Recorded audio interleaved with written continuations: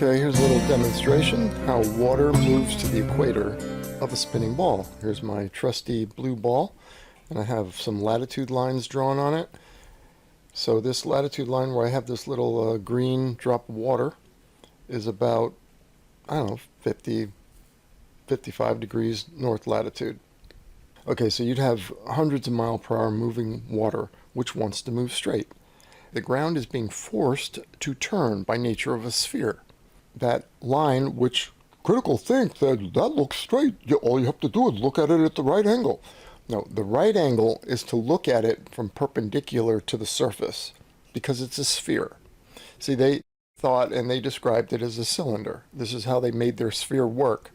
But the fact is, all points on a rotating sphere are forcing you to turn on the rotating sphere Earth, left in the northern hemisphere and to the right in the southern hemisphere, except for the equator. That you turn down and around the ball, like I'm demonstrating with these cars. But as you can see, the latitude line up here around 50 degrees north latitude is a turn, right? When I show the car moving straight, you can see it's not a straight line, right? That straight path the car is making is the path water will take as it separates from the ground and it migrates down to the south. And that's what I'm going to show you in this video. Because I actually had some ballers say to me, how do you know the water is moving to the equator? It's not. It's just lifting at the equator. And I said, all this water, like this red ball, all this water is being stored at the equator and that's lifting off? No, dumbos. It's moving to the equator. Newton's law, which is just common sense and what we observe, things move in a straight line. They don't want to turn. There's a force required to make things circle or turn. And one other experiment we can do to show that a force inward is required to keep the ball moving in a circular path is to, at some point, as the ball is rolling around there, I'll just pick up the ring and watch what happens to the ball. The ball will be moving in this path. When the ball is right here, I'll lift up the ring and you'll notice that the ball will continue on with a straight line motion in the absence of a net force.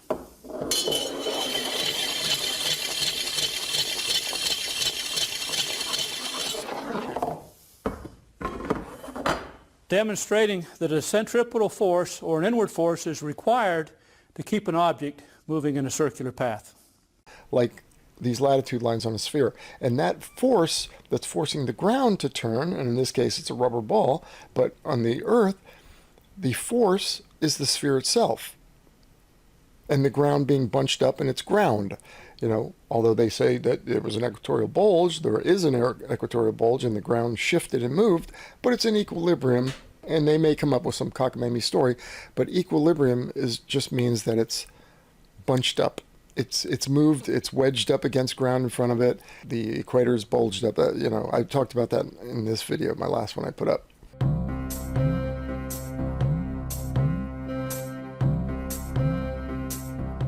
What I'm going to demonstrate here is that the water will move south. So I use this little green dye, this little drop of water. And this has two things working against the free moving. Usually water is very free moving. Well, when you have a small amount like this, it's heavily influenced by friction. And again, also, this is friction. I need friction because that's the only thing that will get the water up to speed with the rotation. Otherwise, the ball will spin right out from under the water, and the water would never get going. This ball Earth would never even have come into existence. It's a fantasy. It's fiction. It's not real.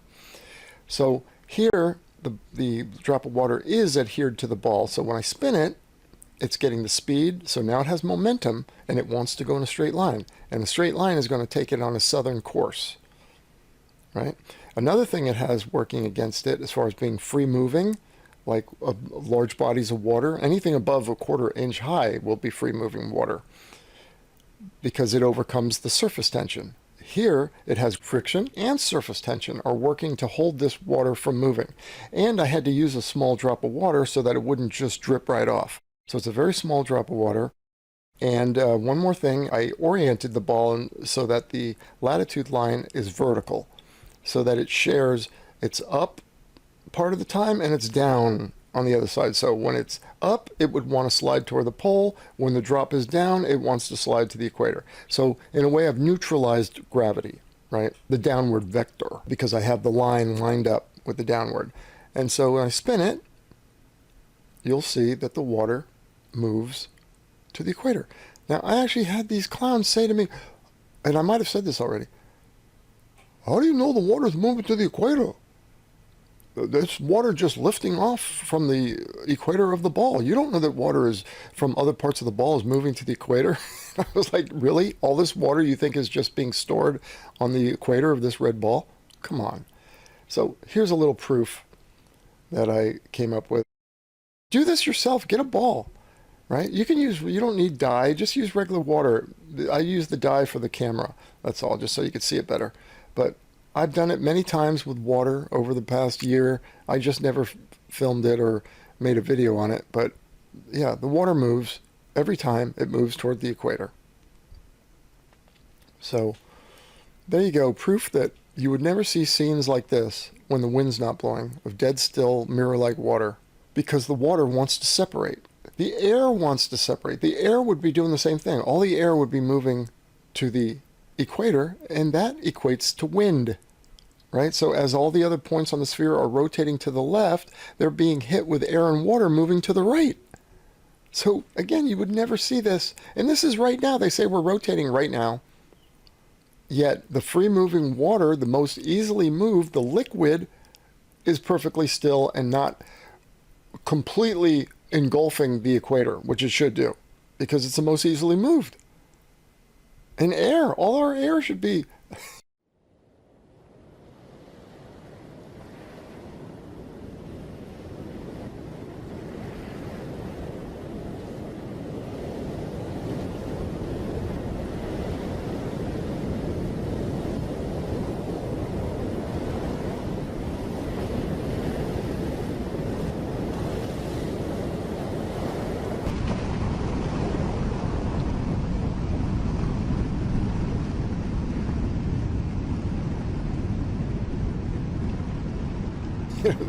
anyway, they're pushing this fictitious ball on us. They've been pushing it on us for a long time.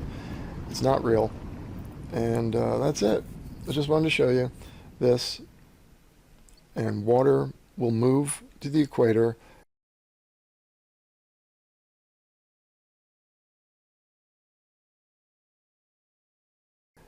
And we would never see scenes like this. The ball Earth is fake.